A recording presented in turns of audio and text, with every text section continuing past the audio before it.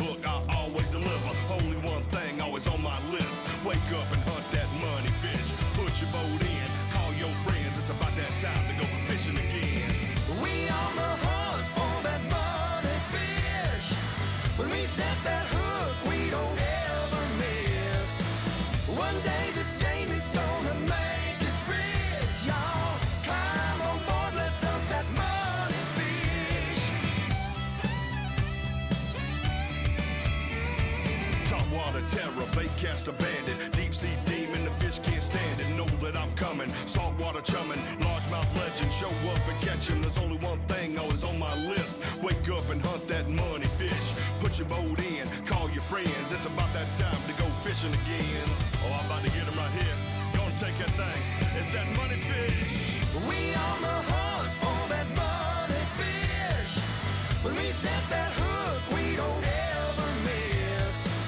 One day this game is gonna make us rich, y'all. Climb on board, let's hunt that money fish. Money fish.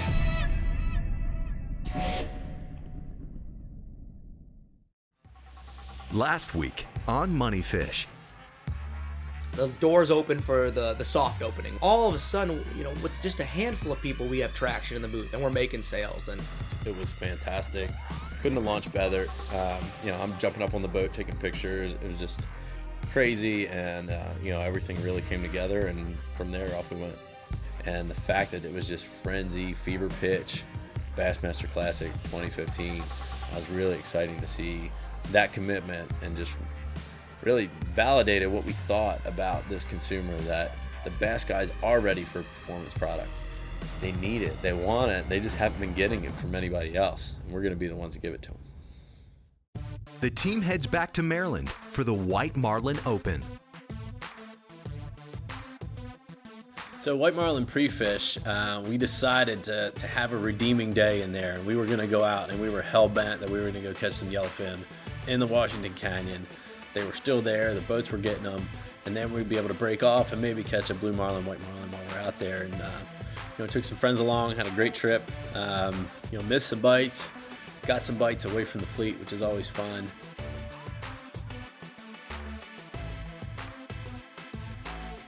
We're trolling along and bam, nice yellowfin hits, and immediately after we have a double, and we have two people on the rods that never caught a tuna before.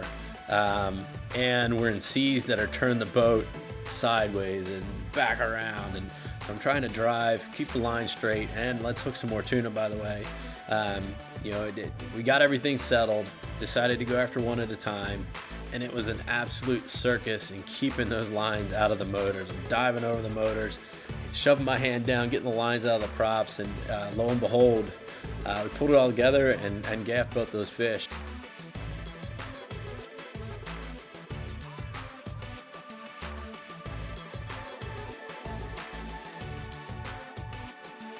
Nice little piece of redemption for a very inexperienced crew, and it really showed next to the boat when those fish were spinning around, hitting the motor every piece of their pinwheel. But we got them in, and we're a little better prepared for what was to come. We come back from a successful day, going out trying to catch tuna, and we change out all the gear. All the 50s and the 80s get put away. Next day, we're going to Wilmington Canyon, and we're white marlin fishing. And we got out there, we're putting around. Electronics are kind of going haywire on us, and we lucked our way in a really great spearfish bite. And I did hit on one of the tuna rods that was out, hit on a 50. Big old J hook, kind of committed Harry Carey on us, so we didn't have to try to hook that one on a circle hook or anything, and just dumped that 50. So we're thinking we're not just a yellowfin, we got something special, but I think just that spearfish, they don't jump. He just grabbed that bait and just bore towards the bottom, and then actually came in pretty easy after dumping the reel pretty good, and had a lot of fun leadering that thing next to the boat. It was finally when he decided to jump. He went absolutely bananas for a couple minutes just trying to get hands on him.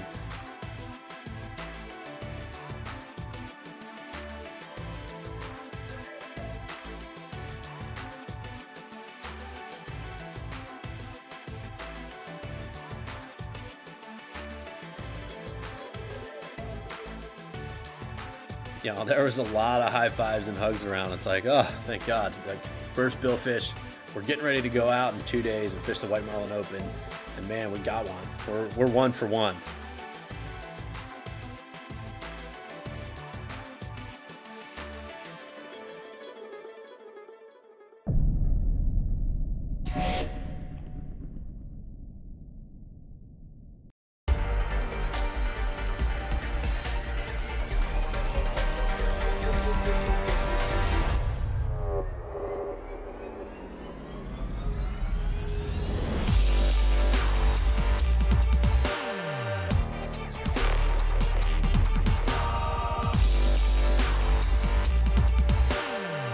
This is performance, from the first fish to the last. Shimano's SWX concept: power, rigidity, toughness, drag performance, and water resistance. Absolute power right here, baby! To give you retrieving power, strength, and durability. There he is. X-Shift, cranking power. On the Stella. X-Shield, extreme water resistance in the harshest conditions. X-Tough drag, ultimate smoothness and power to move big fish. The all-new Stella, show your power. Sing to me, Stella. There's a lot of ways, I think, to catch a memory. One is with a rod and reel. There he is. In the course of a fishing day, there's so many things that happen that have nothing to do with holding a fish up that are absolutely so cool. I really enjoy that kind of stuff, and it has nothing to do with having a fish in your hands and holding a fish. Spanish Fly Apparel, keeping the legend alive. Find us at SpanishFlyStore.com. That's why we do this, man.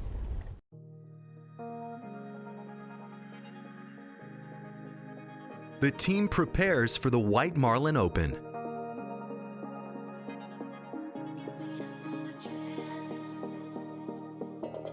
White Marlin Open is an opportunity to win a lot of money while fishing. You're out there, you're fishing for, your main goal is to catch the biggest white marlin. Anything over 67 inches gets weighed. It's got to be over 70 pounds to qualify. You know, anywhere from a 74 pounder anywhere to, I think, somewhere in the mid 90s has won it before, so you never know what you got to have. That's your main goal, competing with over 200 boats the last few years. So there's a lot of money in it, a lot of competition. And then you have the opportunity to also compete with some of the great guys on Release Factor. Besides that, you also have tuna can win you a lot of money, and so can a blue marlin or anything else for that matter. It's just a really cool setup with a lot of different boats, a lot of people, and everybody knows about it. I think it's become one of the biggest ones in the world. It's just a really, really neat experience to be with those people in that atmosphere, in a competitive atmosphere. Which is one of the most notable billfish tournaments in the world. I mean, people that chase billfish follow this tournament regardless of where they are. And, you know, we're going to go fish it. And we had no business doing it, but we felt like it was something important to the brand and something that would be very important for us to show up and do alongside people that are going to be our most influential consumers. And it's the best of the best. I mean, you're fishing in a Super Bowl, and when you go to the release side of it, it's not, you don't get lucky and make it to the Super Bowl. So you don't get lucky and place in this tournament or win the release division of this tournament. You have to work and have a good team to get to that aspect of the White Marlin Open. There may only be 2 white marlin coming in that qualify, even less when there's an 80 pounder that's already weighed. There's hundreds of fish being caught that day and released successfully. So during that White Marlin Open, there may be 400 fish caught and released and 4 killed. And I think that's just a testament to how that tournament's evolved, how bilge fishing has evolved, the use of circle hooks, and you know, really able to take something that's, you know, kind of controversial. It's a kill tournament, but turn it into something extremely positive for the species, for the town, for the fishermen, and create an event that really all around the world people watch the White Marlin Open. It's just one of those things, and it's really fun to be involved with.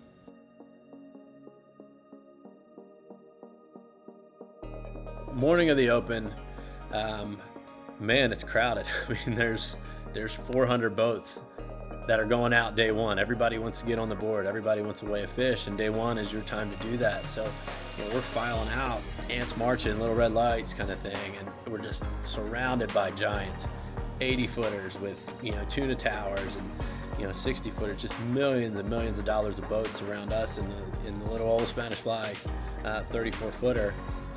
We could beat them in a race on flat water, but these guys are made and built to do this kind of thing. They have professional teams, and we're going to go out and go. I don't know if it was head-to-head that we ever had a chance to do that, but we're going to fish against them, and we've got a chance. We can drive over the biggest fish and win the White Marlin Open. And, we had some success. We're going to the Wilmington. We know that the plotter on the boat's a little bit off, and we're going to do it on a handheld. So we had our spots marked. We know we caught fish at least on that period of the day, that angle of the sun, that point in the current, the tides, and all that sort of thing. So we felt like at least we had a spot mark that we could be successful. And we pounded the hell out of that little hump. And we ended up getting a bite. Missed that one. We got another bite. We missed that one. So strategy worked. Baits are working. We're in the right spot on a handheld GPS. And we still suck at hooking one. We missed 2 fish early. I missed one, Drew misses one. We're sitting here and we're like, are we gonna have this chance? Late in the day, we come up on this nice rip. We saw some other boats catching whites right around us, and I saw these 2 whites pop up side by side. We sat there, and I tell you what, when it's kind of a little bit choppy, those fish blend in really well in those rips. So we tried to keep our eyes on them as we spun back around to swing back over them, but we lost them. It's a little bit different tournament fishing. Wake up early at 2, get to the boat, get prepped, run on shore, get back late, clean the boat, go to bed, and you wake up and do it all over again. After, it's a lot of respect for those guys who do this on a daily basis. They're professionals. They're really good at it. We're not professionals. We enjoy it, but at the end of the day, we're still learning.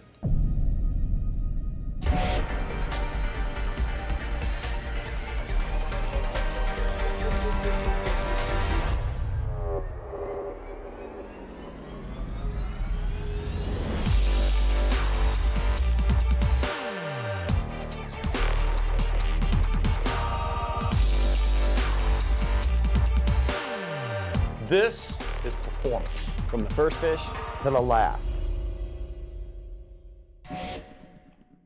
Introducing Threadlock from Seagar, an unprecedented new super braid. It's an ultra-strong 16-strand hollow core with unmatched abrasion resistance. And the future of braid doesn't stop there.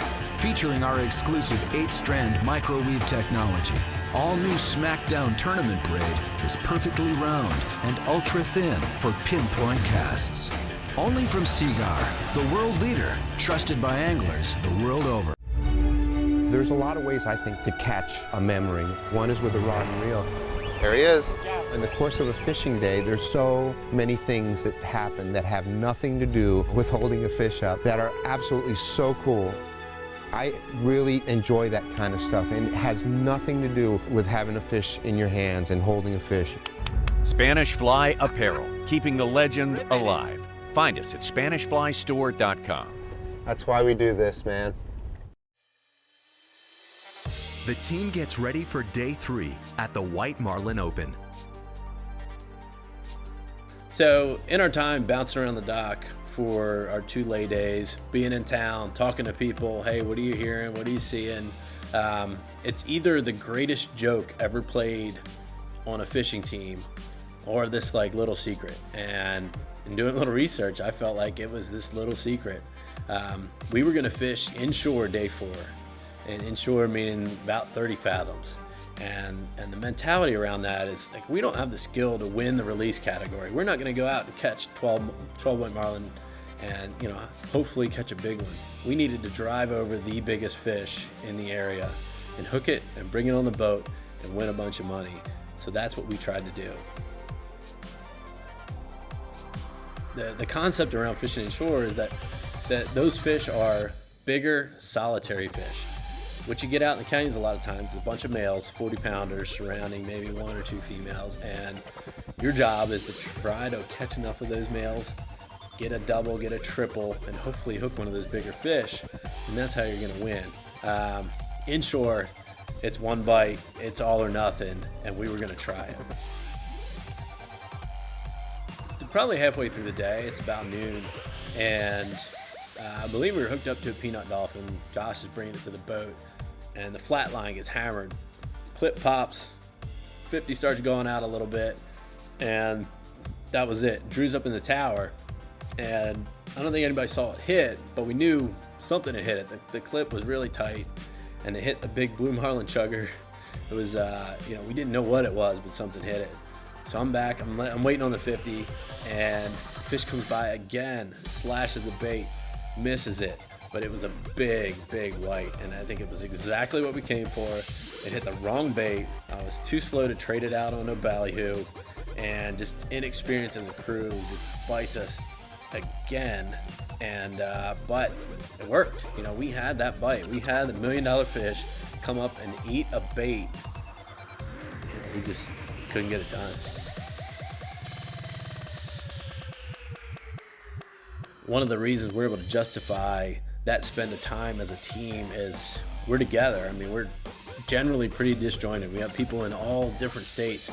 So to come together, be on the boat, be in the condo, tied up together for a week, we get a lot of stuff done. There's a ton of creative energy flowing on the boat. We make our product better, we make our brand better, and we become better friends and a tighter knit team because of that time we spend. It's high pressure. We're going up against the big guns out there. Everybody's having a ton of fun though. We're terrible at catching them, but we're really good at making great product, and that's the best thing that came out of the tournament. A couple product tweaks, a lot of team building, a lot of great ideas that we're going to execute in the future, and hopefully we'll turn that into way more than $1 million down the road.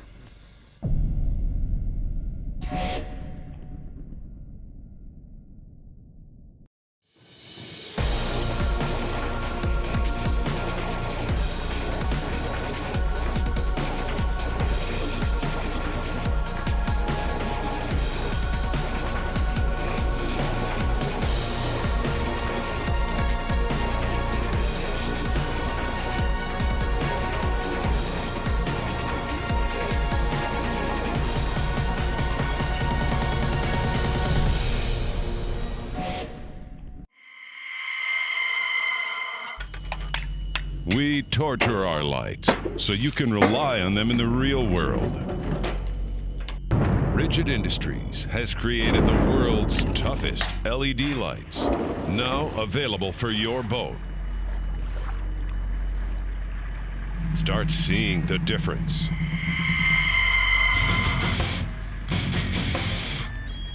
Rigid Industries.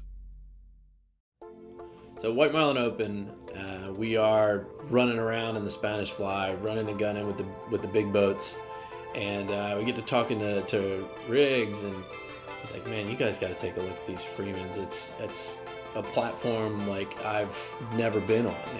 They're more stable than full pull. The platform's unbelievable. So when they were talking about another one, I wanted to make sure that they weren't anything but something that would allow them to compete in these tournaments against these bigger boats, allow them to have something and tools that they needed to do it, and that's where it all came about. Ryan Riggs, the captain of the full pull at the White Marlin Open in August, sat down with us and was like, listen, you guys need to look at this cat. And I'm like, a cat? Like, we're not running a cat offshore. And he's like, this boat's the real deal. Like, you guys don't understand. I would give up anything to be on this boat. And took a look at a picture of the Freeman. I was like, wow, that's not a cat, is it? And he's like, yeah, it is. Well, a couple months go by, and we ended up meeting with the owner, Billy Freeman, and Scott Cawthorn, the marketing director for the company, and went for a test ride. And man, this boat was unbelievable. I remember the first 10 minutes we were on the boat. We were on the 37 Freeman demo boat, and Billy Freeman was running it. we ran 60 miles per hour and we're running into a ditch with 3-4 foot seas, and he never came off the taps. And I remember just holding on for dear life thinking, we are in trouble. And man, that boat hit that ditch and just lifted right over it. And we were dry as could be, no shock. We didn't get thrown around. I mean, it was incredible. And, you know, right then and there, we knew, listen, this is the baddest machine on the water when it comes to fishing. And that's really what started it all in late summer of 2014 was, listen, we need the baddest equipment to, you know, test and work on our equipment. And that's where the Freeman came to fruition. It was, you know, this is what it's going to take to be one of the best teams competing in these tournaments and test our gear to the limits. To see the boat for the first time at the Freeman warehouse, you're kind of like, you know, where am I? What am I doing? I mean, it's just a warehouse in the middle of South Carolina. You wouldn't think anything of it. And you walk into this shop and they are literally building the best custom center consoles in the country, and you would have no idea that's where they're being built. I mean, and everything is custom from start to finish. It's just an incredible platform, and the amount of detail, design, and really love that goes into that product is second to none in the industry. They are, you know, Billy, the owner, is overlooking every build. He's, you know, got his hands dirty on every build, from fiberglass to rigging to, you know, final performance prepping and design. It's incredible. To get these boats built the way they need to be built, to withstand the rigors of running 35, 40, 50 miles an hour in rough ocean conditions, they have to be built properly. You cannot just throw fiberglass at a mold. The gel coat has to go down in its proper thickness. The skin coat has to go down, bubbles rolled out. Bubbles get ground out that are missed. Second layer of skin coat. Structural glass goes in. It's a 9 to 10 day process before that hull comes out of that mold. High-end foam cores, high-end fiberglass, vinyl ester resin, 100% throughout. Vinyl ester costs almost 3 times as much as polyester. It has a much higher elongation, strength, bonding. That's why you don't see cracking on the boats. It is a huge deal, but it costs a lot more. A lot of steps go into it. A lot of fitting, a lot of parts coming in and out of the boats to make sure they fit right. Alignment is huge, because if the boat doesn't go together straight, then your console doesn't go in straight, then your T-top doesn't go in straight, and then everything, you stand back and you see it. So it just takes time to make sure the boats are assembled properly.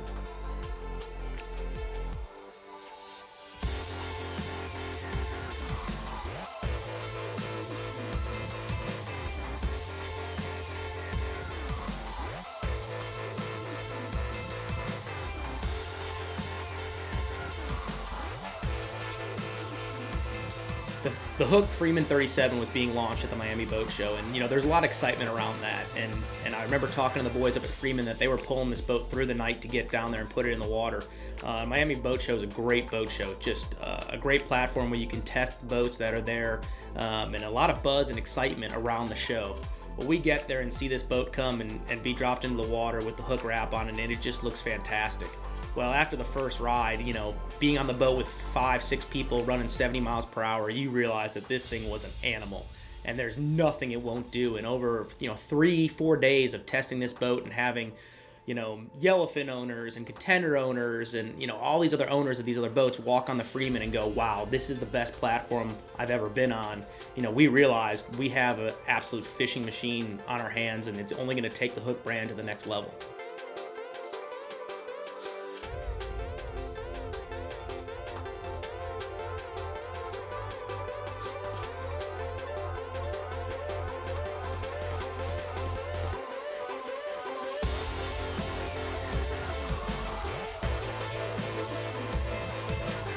It takes less than 5 minutes to know that you're on something very special. And the engineering and the design work that went into it is an absolutely incredible feat to have a boat that's basically a center console. It's a nice wide beam center console, but in terms of stability and ride, it's mind-blowing. It's not anything that I've really been on before that moment, but like I said, man, 5 minutes and you're sold. And I've told that to everyone I've talked to. Is like, all it takes is a ride, and it's not about having 4 motors on the back or 2 motors or 557s or Yamahas or any of that stuff.